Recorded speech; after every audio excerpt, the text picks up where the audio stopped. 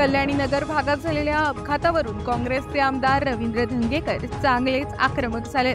धंगेकर यांनी थेट पोलीस आयुक्तांवरच आरोप करत त्यांची तातडीने बदली करण्यात यावी अशी मागणी केली आहे। त्यासाठी धंगेकर यांनी पोलीस आयुक्तालयासमोरच ठिय्या आंदोलन सुरू केलंय।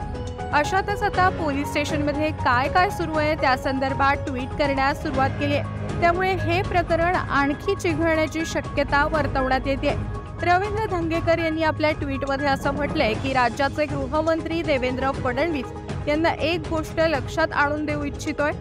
कल्याणी नगरमधल्या अपघातानंतर तपासात अक्षम्य चुका होऊन देखील पुणे शहराचे पोलीस आयुक्त अमितेश कुमार यांना अजूनही कोणी दोषी आहे असं वाटत नाही।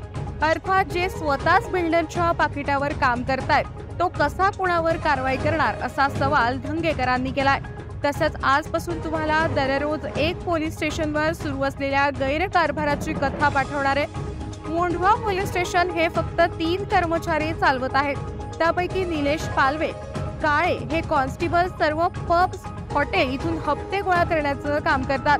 सोबत एक फोटो आहे ज्यात हे वसुली कॉन्स्टेबल वॉटर्स नावाच्या पबमध्ये पार्टी करताना दिसून येतात। यातच आम्हा पुणेकरांच्या वतीने आपणास विनंती आहे की पुणे बिघडवणाऱ्या या पोलीस कॉन्स्टेबलची तातडीने चौकशी करत त्यांना निलंबित करा, अन्यथा 48 तासात यांचे इतर व्हिडिओ देखील असेच ट्विट करण्यात येतील असा इशारा धंगेकर यांनी दिला आहे।